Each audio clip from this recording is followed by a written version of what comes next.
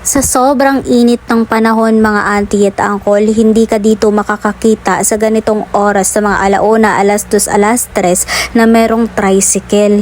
Pati tricycle driver natatakot na rin ma-stroke sa sobrang init at abnormal na talaga ang kalibutan auntie ko. Kasi hindi na talaga makayanan kahit hayop, mga aso dito sa labas at pusa, hindi mo na makikita sa labas na tumatambay, pati tao talaga auntie ko. Kasi sobrang init na talaga ngayon ang mundo. What if pala mga auntie at uncle ay nasa impyerno tayo ngayon? Itong pamumuhay natin ay nasa impyerno tayo na buhay. Alaka! Kasi sobrang init naman talaga kasi uncle ko.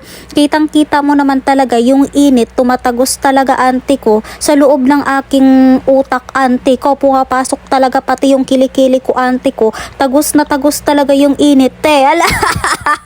Wala pa 5 minuto ang paglalakad ay basa na basa ng kilikili, baho na yan.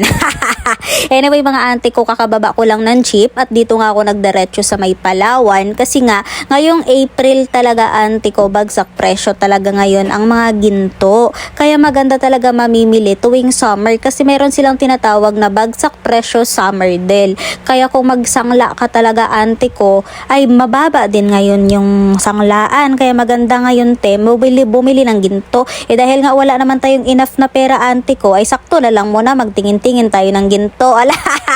Bago nga ako umuwi, bibili muna ako dito ng Greenwich. Pagkatapos, papasok din ako dito sa may Watson. Kasi nga magkabilaan lang naman tong Greenwich saka tong Watson auntie ko. Bibili tayo auntie ko ng pampaganda natin facial cream, Vaseline sa labi natin na nagkakrak talaga auntie ko. Kasi alam mo yun, sa sobrang init, pati yung labi ko talaga hindi kinaya, nagkakrak na, diba? Then vitamin C. At pagkatapos ko nga doon ng magbayad auntie ko sa may Watson, lumabas na rin ako dito sa may Greenwich banda kasi nga binalikan ko yung order ko dyan. At boom, ito na magic. So dalawa nga pala in order ko, halagang 700 auntie ko. Pero kung mag food panda kayo, mga 1,000 na riyan, iba. Syempre pwede naman natin labasin at tayo nang bumili. Tayo na din bumili auntie ko para makakatipid-tipid tayo auntie ko sa food panda. Anyway, inaangat-angat ko nga dyan auntie ko yung kilikili ko kasi bumabasa talaga pag dumidikit. Konting dikit lang talaga auntie ko, nagkikiskisan yung skin to skin. Ay nako basa na wala pa talaga isang oras baho na ang kilikili. Anyway auntie ko, andito na nga ako sa may jeep at marami dyan mga pasahero auntie ko tumitingin-tingin sa akin. Syempre auntie ko, nagtitingin-tingin din ako sa kanila kasi baka mahablot yung iPhone ko hindi pa ito paid.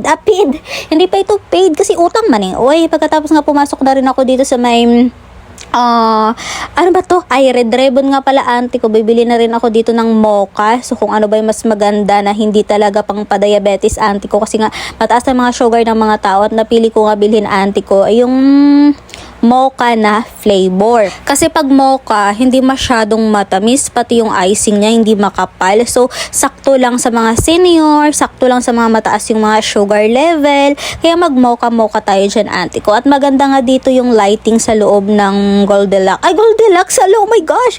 Red Ribbon, auntie ko, kasi sobrang liwanag ng lighting dito. At ayun na nga, ay, sobrang pretty naman yan, Di ba, linalabanan ko yung init ng panahon, tapos naka-orange ka pa talaga, Grabe naman ang sakit na yan sa mata, Pero yan talaga kasi yung mga favorite color ko, yung mga lights, yellow, green, orange. Yan talaga yung mga pinaka-favorite ko talaga, auntie ko. Anyway, pinakita ko lang talaga sa inyo, auntie ko, yung kagandahan siya ng aking braso na, ay nako, manununtok talaga ang braso ko na yan, At syempre, hindi matatapos tong video na to, auntie ko, na hindi nyo makikita yung aking the most beautiful view kilikili.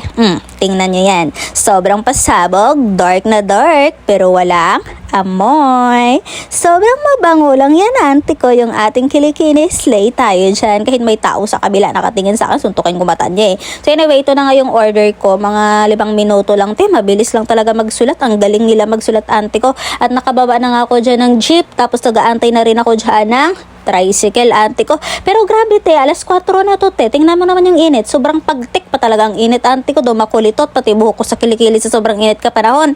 Tapos sobrang tagal ko pa nag-antay ng tricycle, auntie ko. So, ayun na nga, Nasa tricycle lang nga persona, So, syempre, auntie ko, hindi matatapos yung video na to na hindi ko iangat sa inyo yung aking kilikili, auntie ko. Diba? So, anyway, pagod na rin ako mag-voice over. Bye.